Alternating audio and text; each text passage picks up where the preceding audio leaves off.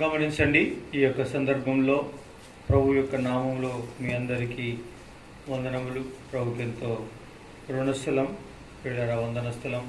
ఈ యొక్క సందర్భంలో దేవుని యొక్క వాక్యంలో నుంచి ఆరాధనలోకి వెళ్ళకముందు దేవుని యొక్క వాక్యంలో నుంచి కొన్ని మాటలు మనము చదువుకొని ధ్యానించుకొని ఆరాధనలో ప్రవేశిస్తాం. చూడండి, కీర్తన గ్రంథము 73వ అధ్యాయం.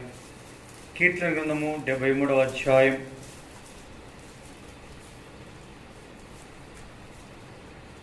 మొదటి నుంచి 14 వచనాల వరకు మనము మార్చి చదువుకుందాం. మీ భాగం మీరు స్పష్టంగా గట్టిగా చదవండి.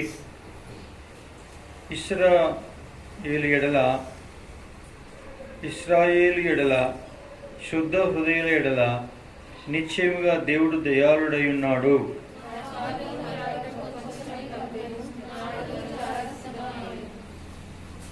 భక్తిహీనుల క్షేమము నా కంటపడినప్పుడు గర్వించు వారిని బట్టి నేను మత్సరపడితిని. ఇతరులకు కలుగు ఇబ్బందులు వారికి కలగవు, ఇతరులకు పుట్టినట్లు వారికి తెగులు పుట్టదు. నా గర్వము కంటపడముల వారిని చుట్టుకుంటుంది, వస్త్రం వల్ల వారి బలత్కారం ధరించుకుందరు. క్రొవ్వు చేత వారి కన్నులు మెరకలైనవి, వారి హృదయాలోచనలు బయటికి కానవచ్చుచున్నవి. నేతాలు చేయి బలత్కారం చేయుదురు, మాట్లాడేది గర్వముగా మాట్లాడేది. ఆకాశము తట్టు వారు ముఖమెత్తుదురు, వారి నాలుక భూసంచారము చేయును. జనం రక్షణ చేరును, చేయదు. దేవుడు ఎట్లు తెలుసుకును?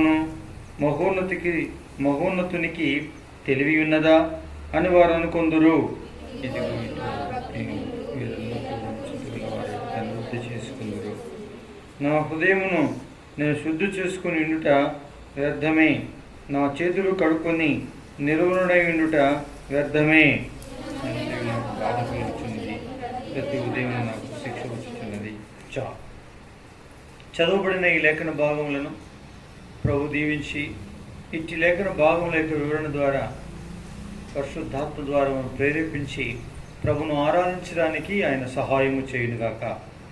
గమనించండి, 73వ అధ్యాయం కీర్తన గ్రంథంలో మొదటి వచనంలో ఇలా రాయబడింది: ఇశ్రాయేలు ఎడల శుద్ధ హృదయుల ఎడల నిశ్చయముగా దేవుడు దయాళుడై ఉన్నాడు. గమనించండి నా ప్రియమైనటువంటి వాళ్ళారా, దేవుని యొక్క వాక్యంలో ఇలా రాయబడింది. అదేమిటంటే, ఇశ్రాయేలు ఎడల శుద్ధ హృదయుల ఎడల నిశ్చయముగా దేవుడు దయాళుడై ఉన్నాడు.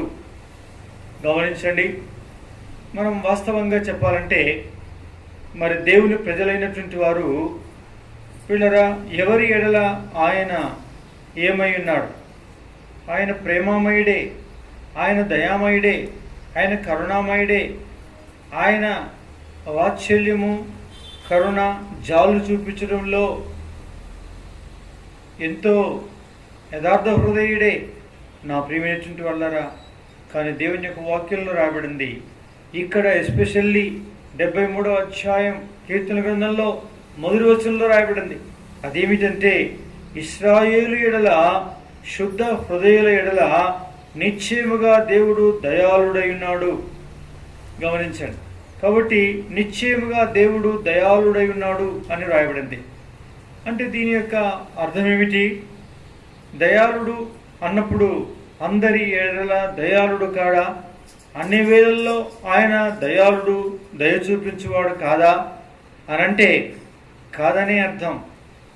అన్ని వేళల్లో, అన్ని సమయాల్లో అందరి ఎడల ఆయన దయార్థ హృదయుడు కాడు అనే విషయం ఈ వాక్యం చెప్పేదిగా ఉంది. ఎందుకు అంటే ఇక్కడ ప్రత్యేకంగా ఏమని ప్రస్తావిస్తుంది అంటే, ఇశ్రాయేలు ఎడల శుద్ధ హృదయుల ఎడల నిశ్చయముగా దేవుడు దయాళుడై ఉన్నాడు. పిల్లరా, ఎవరి ఎడల ఆయన దయాళుడై ఉన్నాడు అనగా దేవుని యొక్క వాక్యం చెప్తుంది, ఇశ్రాయేలీయుల ఎడల శుద్ధ హృదయుల ఎడల అని రాయబడింది. కాబట్టి నా ప్రియమైనటువంటి వాళ్ళరా, దేవుని యొక్క వాక్యంలో మనం గమనించినట్లయితే ప్రతి పదాన్ని క్షుణ్ణంగానో విభజనపూర్వకంగానో విశ్లేషణపూర్వకంగా మనం ఎప్పుడైతే చదివి ధ్యానించనిష్టపడతామో అప్పుడు అనేక విషయాలు ఆధ్యాత్మికంగా మనకు అర్థం కావడానికి అవకాశం ఉంటుంది, లేకపోతే అర్థం కాదు పిల్లరా. అందుకే ఇక్కడ ఆయన ఎవరి ఎడల దయాళుడై ఉన్నాడు అంటే ఇశ్రాయేలు ఎడల. ఇశ్రాయేలు ఎడల అనంటే ఒక జాతి ఎడల అని అర్థమా? ఒకవేళ జాతి ఎడల అని అర్థమిస్తే దేవుని యొక్క వాక్యంలో రాయబడింది దేవుడు పక్షపాతి కాడు అని రాయబడింది. అపోస్తల కార్యములో ఈ మాట ఉంటుంది. ఏ మాట ఉంటుంది? 10వ అధ్యాయము అపోస్తల కార్యములు 10వ అధ్యాయము 34వ వచనంలో ఎలా రాయబడింది? చదివి సహాయం చేయండి. దేవుడు పక్షపాతి కాడని నిజంగా గ్రహించి ఉన్నాను. ప్రతి జనములోనూ ఆయనకు భయపడి నీతిగా నడుచుకుని వారిని ఆయన అంగీకరించును. గమనించండి, ఇక్కడ ప్రతి జనములోను, ఏ జాతి, ఏ మతము, ఏ కులము, ఏ వర్ణము, స్త్రీ పురుషుడు అను ఏ భేదము కూడా లేకుండా ప్రియమైన వాళ్ళారా ఆయన ప్రతి జనములో ఆయనంటే భయపడి నీతిగా నడుచుకుని వారిని అంగీకరించును అని రాబడింది. దీనంతటికి దేవుని వాక్యం చెప్తుంది దేవుడు పక్షపాతి కాడు. గమనించండి, దేవుడు ఎప్పుడు కూడా పక్షపాతి కాడు. గమనించండి, దేవుడు పక్షపాతి కాడు. కానీ ఇక్కడ 73వ అధ్యాయం కీర్తన గ్రంథంలో మొదటి వచనంలో రాయబడింది, మొదటి పదంలో ఇశ్రాయేలు ఎడల దయాళుడై ఉన్నాడు, దేవుడు దయాళుడై ఉన్నాడు అని అంటే ఇశ్రాయేలు ఎడల అంటే ఒక జాతి కదా ఇశ్రాయేలీలు అంటే. అలాంటప్పుడు ఒక జనము కదా అది. అలాంటప్పుడు మరి పక్షపాతి కాడెందుకు అని మనకు అర్థమవుతుంది. కానీ దీని తాత్పర్యం అది కాదు. అదేమిటి అంటే ఇశ్రాయేలు అంటే అర్థం ఉంది. ఇశ్రాయేలు అంటే అర్థం ఉంది. శుద్ధ హృదయులు అంటే అర్థం ఉంది. అట్టివారి ఎడల దేవుడు దయాళుడై ఉన్నాడు అని చెప్తుంది. అంటే ఇశ్రాయేలు అంటే అర్థం ఏమిస్తుంది? ఆదికాండం 32వ అధ్యాయం. చాలామంది అనుకుంటారు ఇశ్రాయేల్ అంటే అబ్రహాం, ఇస్సాకు, యాకోబుల యొక్క సంతతి వారు అని అనుకుంటారు. ప్రత్యేకంగా ఇశ్రాయేల్ దేశం ఉంది కదా, ఆ ఇశ్రాయేల్ దేశములో అభివృద్ధి పొంది విస్తరించినటువంటి జనాంగం ఎవరైతే ఉన్నారో ఒక జాతివారు, ఆ జాతివారు అనుకుంటారు చాలామంది. ఆ జాతివారు కాదండి. దేవుని యొక్క వాక్యం చెప్తుంది ఆదికాండం 32వ అధ్యాయంలో 28వ వచనంలో ఇలా రాయబడింది, అప్పుడు ఆయన నీవు దేవునితోనూ మనుషులతోనూ పోరాడి గెలిచితివి గనుక ఇక మీదట నీ పేరు ఇశ్రాయేలే కాని యాకోబు అనబడదని చెప్పెను. నీ పేరు ఇశ్రాయేల్ అనబడుతుంది అన్నాడు. అంటే అర్థమేంటి? ఇశ్రాయేలు అంటే అర్థమేంటి అంటే ఒక జాతివారు కాదని అర్థం ఇస్తుంది. జాతివారు కాదని అర్థం ఇస్తుంది. అసలు వాస్తవంగా చెప్పాలంటే అబ్రహాము, ఇస్సాకు, యాకోబులు అనేవారి సంతతి. కానీ ఇక్కడ రాయబడింది పిల్లరా ఒక ప్రత్యేకమైనటువంటి నామకరణ చేస్తున్నాడు. ఆ నామకరణం నేను ఎందుకు చేస్తున్నాను అంటే దేవునితోనూ మనుషులతోనూ పోరాడి గెలిచినవు గనుక నీ పేరు ఇశ్రాయేలు అనబడును అని రాయబడింది. కాబట్టి ఇప్పుడు చెప్పండి, ఇశ్రాయేలు ఎడల దేవుడు దయాళుడై ఉన్నాడు అని అంటే దాని అర్థం ఏంటి చెప్పండి? నా ప్రియ క్రైస్తవ లోకమా, దేవుని నమ్మినటువంటి పేరు పెట్టుకున్నటువంటి జనాంగమా, దేవుని యొక్క ప్రత్యేకంగా ఆయన స్వరం ఏమని వినిపిస్తున్నాడంటే ఇశ్రాయేలు అంటే ఒక జాతి కాదని, ఒక జనము కాదని, ఇటు మనుషులతోనూ అతను దేవునితోనూ పోరాడి గెలిచేవారని అర్థమిస్తుంది పిల్లరా. కాబట్టి అంటే దీన్ని అర్థం ఏమిటి అంటే పిల్లరా దేవునితో పోరాడి గెలవడము అంటే దాని యొక్క అర్థం ఏమిటి? దేవునితో పోరాడి గెలవడము అని అంటే దేవునితో ఏ నరుడు పోరాడి గెలవగలడు? దేని విషయంలో పోరాడి గెలవగలడు? బలం విషయంలోనా? కాదు. ప్రశ్నలు వేయిచు ఉత్తరములు పొందుతూ ఆయన ప్రశ్నిస్తూ ఉంటే ఉత్తరములు చెప్పుట ద్వారా పిల్లరా జయముందరమా అంటే కండబలము చేతనా, బుద్ధి బలము చేతనా, భక్తి బలము చేతనా, ఏ బలము చేత మనుషుడు పోరాడి జయించగలడు? పిల్లరా పోరాటం ఈ మూడిట్లలో మూడు కాదండి. అదేమిటి అంటే పోరాటం అని దేని చూపిస్తుందంటే ప్రార్థనా జీవితాన్ని చూపిస్తుంది. ప్రభువుతో మనవులను చెబుతూ ఆయన సన్నిధానంలో గీజాడి గోజాడి అవసరముందని ఉపవాసం ఉండి ముఖము చిన్నబుచ్చుకొని గోనెపట్ట కట్టుకుని పశ్చాత్తాపడి ఆయన సన్నిధానములో ఆయనతో ప్రార్థన చేసేటువంటి జీవితం దేవునితో పోరాడే జీవితం అని దేవుని యొక్క వాక్యం చెప్తుంది పిల్లరా. కాబట్టి ఎవరి ఎడల దయాళుడు అంటే ఎవరైతే వాస్తవంగా ప్రార్థన జీవితాన్ని కలిగిన వారై, ప్రార్థనలో ఎవరైతే దేవునితో పోరాడిన వారై ఆయన దగ్గర నుంచి జవాబును పొందవారై ఉంటారో వారు దేవునితో పోరాడి గెలిచిన వారని అర్థమిస్తుంది. నా పిల్లరా వారి ఎడల ఆయన ఎవరై ఉన్నారు? దయాళుడై ఉన్నాడు. అలాంటి వారు ఏం చేస్తారు? ఆయన దయాళుడై ఉన్నాడు అని ఆయన స్తుతించి ఆరాధిస్తారు పిల్లరా. ఆయన కొనియాడుతారు, ఆయన ఘనపరుస్తారు. అందుకే 107వ అధ్యాయంలో మొదటి వచనంలో ఇలా రాయబడింది. కీర్తన గ్రంథంలో 107వ అధ్యాయం మొదటి వచనంలో ఇలా రాయబడింది. అదేమిటి అంటే దేవుని యొక్క వాక్యం ఇలా చెప్తుంది చూడండి. 107వ అధ్యాయం మొదటి వచనం చదవండి దయచేసి. యెహోవా దయాళుడు, యెహోవా దయాళుడు, ఆయనకు కృతజ్ఞతాస్తుతులు చెల్లించుడు, ఆయనకు కృతజ్ఞతాస్తుతులు చెల్లించుడి, ఆయన కృప నిత్యముండును, ఆయన కృప నిత్యముండును. యెహోవా విమోచించిన వారు ఆ మాట పలుకుదురుగాక. గమనించండి నా ప్రియమైనటువంటి వాళ్ళరా, యెహోవా దయాళుడు, ఆయన కృప నిరంతరముండును అని ఎవరు పలుకుతారు? ఆయనతో విమోచింపబడిన వారు పలుకుతారు. ఆయన కృతజ్ఞతాస్తుతులు చెల్లిస్తారు అని రాబడింది. పిల్లరా దయాళుడు ఆయన అని ఎవరాయన్ని ఘనపరుస్తారు, ఎవరాయన్ని ఆరాధిస్తారు, ఎవరాయన్ని కొనియాడుతారు, ఎవరు ఆయన్ని హెచ్చిస్తారు? పిల్లరా దేవుని యొక్క వాక్యం చెప్తుంది స్పష్టంగా. అదేమిటి అంటే పిల్లరా దేవునితో పోరాడి అంటే ప్రార్థించి ఆయన దగ్గర నుంచి ఎవరైతే జవాబును పొందుతారో వారు తప్పనిసరిగా ఆయన దయను పొందుతారు. వారి ఎడల ఆయన దయాళుడై ఉంటాడు. దయాళుడై ఉన్నట్టు వారు రుచించి వారు అనుభవించి ఆయన్ని ఏం చేస్తారంటే స్తుతించి ఆరాధిస్తారు పిల్లరా. ఆయన్ని కొనియాడుతారు. కాబట్టి ఎవరిప్పుడు ఆరాధన చేస్తారు? ఎవరు ఆయన్ని కొనియాడుతారు పిల్లరా? ఆరాధన చేయడానికి ఎవరు పోటీ పడతారు? ఆరాధన చేయడం కొరకే ఎవరు ఆతృత పడతారు, వేగిర పడతారు, పోటీ తత్వం కలవారై ఉంటారు? అంటే నా ప్రియమైనటువంటి వాళ్ళరా ఎవరైతే దేవునితో పోరాడు జయించే అనుభవాన్ని కలిగి ఉన్నారో, దేవుని సన్నిధానములో గంటల తరబడి ఆయన సన్నిధానములో మోకాళ్ళ మీద ఉండి అనేక విషయాలను ఆయనతో చెప్తూ ఒక్కొక్క దానికి జవాబును వారు పొందే వరకు కూడా విడవక, ఏమాత్రము విసిగక, విరక్తి చెందక ఆయనతో పోరాడే స్వభావం కలిగిన వారై జవాబును పొందే వరకు పట్టుదలతో ప్రార్థన చేస్తారో అటువారు ఆయన్ని ఆరాధించడానికి ఉవ్విళ్ళూరుతారు, పురికొల్పబడతారు, వేగిరపడతారు. ప్రియమైన వాళ్ళరా ఇది అనుభవం అంటే. నా ప్రియ సోదరి సోదరులారా ఈ అనుభవం నీకుందా?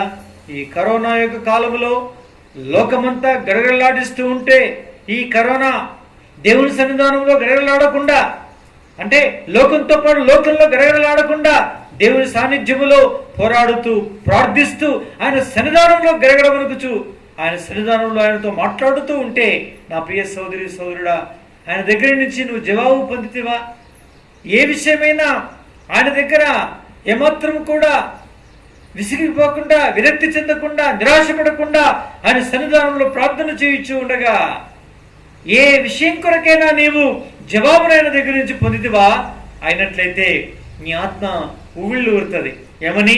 నా దేవుడు ఎంత గొప్ప దేవుడు, నా మొర ఎంత చక్కగా ఆలకించాడు, నా ప్రార్థన ఎలా ఆలకించాడు, నా ప్రశ్నకు ఎలా జవాబిచ్చాడు, నా సమస్యను ఎలా పరిష్కారం చేశాడు, నా బలహీనమైన పరిస్థితుల్లో ఆయన బలాన్ని ఎలా పరిపూర్ణం చేసుకున్నాడు అనే సంగతిని ఎవరైతే ప్రార్థన జీవితం కలిగిన వారే ఆయనతో పోరాడు వారై ఉండి జయముందినారో అట్టివారు ఆయన ఏం చేస్తారని స్తుతించి ఆరాధిస్తారు, ఆయన కొనియాడుతారు, ఆయన ఘనపరుస్తారు, ఆయన హెచ్చిస్తారు. పిల్లారా, ఈ అనుభవం నీకున్నదా? అయినట్లయితే నా ప్రియమైన సోదరి సోదరులారా, ఆయన్ని మీరు ఏం చేయవచ్చు? స్తుతించి ఆరాధించవచ్చు, ఆయన కొనియాడవచ్చు, ఆయన ఘనపరచవచ్చు. పిల్లారా, అలా లేని యెడల ఆయన్ని మనం ఆరాధించలేము. ఏదో ఎవరు చేయట్లేదని బలిమీటికి ఎత్తుకోవచ్చు, అలవాటు రీతిగా చేయవచ్చు, చేయకపోతే ఏమనుకుంటారని చేయవచ్చు. ఈ 2-3 నెలల నుంచి నోరు తెరవలేదు, ఇప్పుడైనా తెరవకపోతే ఎట్లా అని అంటున్నాడు దైవ సేవకుడు, కాబట్టి మనం నోరు తెరవాలా అని నోరు తెరవచ్చు.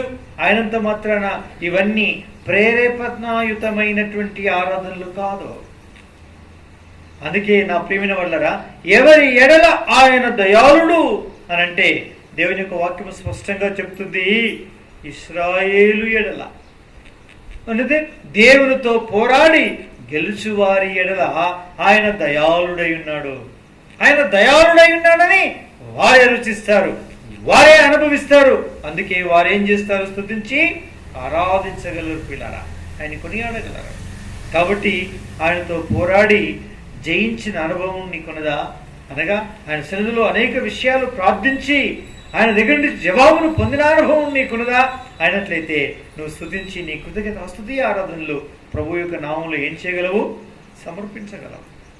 నా పిల్లరా, అనేకులు నామకార్థపు క్రైస్తవ జీవితాన్ని జీవించడానికి అలవాటు పడిపోయారు. ఎందుకండి? ఆహార సమృద్ధి, నిర్విచారమైన సుఖస్థితి. అంటే అదేంటి? తినడానికి తిండి కొరత లేదు, కట్టడానికి బట్ట కొరత లేదు, ఉండడానికి నివాస గృహం ఉంది, భార్య ఉంది, పిల్లలు ఉన్నారు, భర్త ఉన్నాడు, భూలోకంలో కావలసినవన్నీ కూడా అనుగ్రహించబడ్డాయి. నయానో భయానో శ్రమపడియో గవర్నమెంట్ ద్వారానో ఏదో ఒక విధానంలో ఏ విధమైనటువంటి పని చేసుకోలేని పరిస్థితుల్లో ఉన్నా సరే గవర్నమెంట్ కనీసం అంగవైకల్ప్యం గలవాడైనా సరే నిశ్చింతగానే ఉంటున్నాడు ఈ దినాల్లో. ఎందుకండి? నెలకు 3,000, నెలకు 1,500, నెలకు 1,000 రూపాయలు, నెలకు ఈ విధంగా చక్కగా గవర్నమెంటు ఏమి చేయకుండానే పింఛనిస్తూ ఉంది. కడుపులో కూడు కరగకుండానే, పిల్లరా అరగకుండానే కరగకుండానే మళ్ళీ సమృద్ధిగా నోట్లోనికి 5,000 పోతున్నాయి మనుషునికి. కాబట్టి ఆహార సమృద్ధి ఉంది, నిర్విచారమైన సుఖస్థితి ఉంది. దేని గురించి విచారించాల్సిన అవసరం మనుషునికి లేకుండా పరిస్థితులన్నీ సానుకూలపరచబడ్డాయి. అందుకోసమని మనుషునికి దేవుడు ఎందుకండి? మనుషునికి దేవుని ఎందుకు జ్ఞాపకం చేసుకుంటాడండి? విశ్వాసులు ఎందుకు ఉపవాసం ఉంటారండి? ఉపవాసం ఉండి ప్రార్థన చేస్తారండి? ఏమున్నదని? దేని కొరకని? నా ప్రియమైనటువంటి వాళ్ళరా, ఇదే దీనస్థితి. ఇదే మనల్ని సోమరులుగాను, నిర్లక్ష్యపరులుగాను, ప్రార్థనాహీనులుగాను, భక్తిహీనులుగాను మార్చివేసింది కాదా? అవును, మార్చివేసింది. నిర్విచారమైన సుఖస్థితి, ఆహారం యొక్క సమృద్ధి మనని ఏం చేసిందంటే ఈ యొక్క భయంకరమైనటువంటి ఈ దుస్థితికి మనల్ని తీసుకుని వెళ్ళిందని చెప్పవచ్చు పిల్లారా. అయితే అవి లేకుండా ఉంటేనే చేస్తారా? కొద్దిమంది ఉన్నారు, అవన్నీ ఉన్నాయి, అయినా సరే దినమునకు 3 మారు, దినమునకు 7 మార్లు చేసిన వారు దైవ గ్రంథంలో సూచనాప్రాయంగా ఉండటం మనం చూడగలం. దానియేలు మనం చూస్తే ఆయన దినానికి 3 మారు ఆయన సన్నిధానంలో ప్రార్థన చేస్తూ వచ్చారు, స్తుతిస్తూ వచ్చారు, గణపరుస్తూ వచ్చారు. ఎందుకండి అలా చేశాడు అంటే ఆయనకి ఏం తక్కువ? 127 సంస్థానాలు కలిగిన అతి పెద్ద సామ్రాజ్యం అనే పేరు తెచ్చుకున్న బబులోని యొక్క సంస్థానంలో ఈ దానియేలు 3 ప్రధానులైండగా ఆ 3లో ఇతను ముఖ్యుడై ఉన్నాడని దేవుని యొక్క వాక్యం చెప్తుంది. ఎంతో లగ్జరియస్ లైఫ్, ఎంతో సమృద్ధి అయినటువంటి, ఎంతో సుఖవంతమైనటువంటి, అద్భుతమైనటువంటి జీవితాన్ని జీవిస్తున్నాడు దానియేలు భక్తుడు. కానీ 3 మారు మేడ గది యొక్క కిటికీ యెరూషలేం వైపు తెరుచుకొని మరీ ఆయన సన్నిధానంలో ప్రార్థన చేయగలిగాడు, స్తుతించగలిగాడు. ఎందుకండి? చూసారా? సుఖస్థితి లేదా? సుఖస్థితి ఉంది. ఆహార సమృద్ధి లేదా? ఆహార సమృద్ధి ఉంది. కానీ ఆయన భక్తి అలాంటి నైజాన్ని సంపాదించుకుంది. ఆయన యొక్క భక్తి ఈ విధమైనటువంటి చక్కటి ఈ భక్తి రకాన్ని ఎంచుకుంది. అంత ఔన్నత్యమైన స్థితికి ఎదిగి ఉన్నా లేకున్నా, తిన్నా తినకున్నా, సమృద్ధిగా ఎంతున్నా దానంతటిని లెక్క చేయకుండా ఆయన సన్నిధానంలో కనిపెట్టగలిగే ఒక గొప్ప భక్తిపరుడు ఆయన. నీకు కలిగిన దాంట్లో నువ్వేం చేస్తున్నావు? మెత్తటి పడక పరుచుకొని పడుకున్నప్పుడు ఈ పడకకు నేను అయోగ్యురాల్ని, నేను అయోగ్యుణ్ణి, అయ్యో అని ఒక్కసారి ఆ పడక ఎక్క ముందు, ఆ పడకలో పారసాపి పడుకోకముందు మోకాళ్ళ మీదకి రావాలని అనిపిస్తుందా? నీ మోకాళ్ళకి నా దేవుణ్ణి వీటి ఇచ్చినందుకు స్తుతించాలి, ఎంతమంది లేని వాళ్ళు ఉన్నారు వాళ్ళకి ఇవ్వమని ప్రార్థన చేయాలి అని అనిపిస్తుందా? ఎప్పుడైనా అనిపించదా? ఎందుకు? మనుషుడు స్వార్థపరుడు. మనుషుడు స్వార్థపరుడు. చేసిన మేలును అనుభవించి మేలు చేసిన వారిని మర్చిపోయేటువంటి తత్పరత కలిగినటువంటి వ్యక్తి ప్రియులారా మనుష్యుడు. ఆ కోవకు సంబంధించిన వ్యక్తివా నీవు అయినట్లయితే దుర్భరం, భయంకరమైన దీనస్థితి. అందుకే ప్రభు దగ్గర మనం సరిచేసుకొని మనం ప్రతిష్ఠించుకోవాల్సినటువంటి వారు. ఆ తర్వాతనే ఆరాధన చేయాలి, ఆ తర్వాత ఆయన కృతజ్ఞతలు చెల్లించాలి పిల్లారా. ఇక రెండవ భక్తునికి వస్తే దావీదు ఏం చేశాడు? 7 మాటలు పట్టాడు. దినానికి 7 మాటలు. ఈయనెవరైనారు? మహారాజు అయినాడు, రాజు అయినాడు, మహారాజు అయినాడు. సామాన్యుడు కాదు. ఇంకా మహారాజులను పేరు పొందిన వారు దైవ గ్రంథంలో ఉన్నారు. యోబు, తూర్పు దేశపు జనులందరిలో కూడా ఆయన గొప్పవాడు. అతని వంటి గొప్పవాడు, ఆస్తిపరుడు ఎవరు లేరంట. సమృద్ధి ఉంది. అయినా సరే పెద్దల కన్నే లేచి తన కడుపున పుట్టినటువంటి సంతానం 10 మంది, వారందరి కొరకు ఒక్కొక్కరి నిమిత్తం దహన బలులు అర్పిస్తున్నాడు గొర్రెను.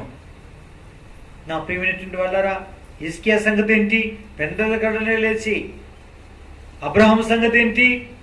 అమ్మో, సామాన్యులు కాదు వీళ్ళంతా, సమృద్ధి కలిగినటువంటి వారు. కానీ ఈడవక, విసగక, విరక్తి చెందక దేవునితో సత్సంబంధాన్ని కలిగి ఉండి ఆయనతో సహవాసమును కొనసాగించారు. ప్రార్థనలో, స్తుతిలో, ఆరాధనలో, అన్నిట్లలో కూడా ఆయనతో పోరాడి గెలిచిన వారి యొక్క జాబితాలో ఉన్నారు వీళ్ళంతా కూడా. సామాన్యులు కాదు. సమూయేలును మనం చూస్తే ప్రార్థనాపరుడు, అసమానమైనటువంటి వ్యక్తి పిల్లరా. ఈ రీతిగా మనం గమనిస్తే ఎంతోమంది పితరులు ఈ గ్రంథంలో రాయబడి మనకు మాదిరిగా ఉన్నారు. మరి నువ్వెలా ఉన్నావు? నువ్వు ఈ దినం స్తుతించాలి, ఇది నువ్వు ఆరాధించాలి, ఆయన నువ్వు కొనియాడాలి, ఆయన నువ్వు ఇప్పుడు ఘనపరచాలి అంటే నువ్వేం చేయాల్సిన వ్యక్తివై ఉంటున్నావు? నా ప్రియమైనటువంటి వాళ్ళరా, ఇశ్రాయేలు యొక్క కోవకు సంబంధించిన వ్యక్తివై ఉండాలి. అనగా దాని అర్థం, నా ప్రియమైనటువంటి వాళ్ళరా, ఏం కావాలి? ఏం కావాలి? దేవునితో పోరాడి గెలిచిన అనుభవం కలిగిన వ్యక్తివి కావాలి. అప్పుడే వారి ఎడల ఆయన దయాళుడై ఉంటాడు. ఆయన దయాళుడై నన్ను రుచిస్తారు. అట్లా రుచించిన వారు ఆయన స్తుతించి ఏం చేస్తారు? ఆరాధన చేస్తారు, ఆయన కొనియాడతారు, ఆయన ఘనపరుస్తారు. ఈ జాబితాలో నువ్వు ఉంటే ధన్యుడవు. స్తుతించు. నీ కృతజ్ఞత స్తుతి ఆరాధనలు ప్రభు యొక్క నామంలో సమర్పించు. నీ ఆరాధన ఏం చేస్తాడు? ఆయన అంగీకరిస్తాడు, ఆయన ఘనపరుస్తాడు, ఆయన నిన్ను హెచ్చిస్తాడు. ఈ విధంగా ఆయన్ని ఆరాధించి ఆయన కొనియాడడానికి మనం పరీక్షించుకొని మన హృదయాన్ని ఆరాధన కొరకు సిద్ధం చేసుకుందాం. ఇట్టి చిన్న వర్తమానమును దేవుడు దీవించి ఆరాధన చేయటి కొరకై మనల్ని పురుకొల్పునుగాక.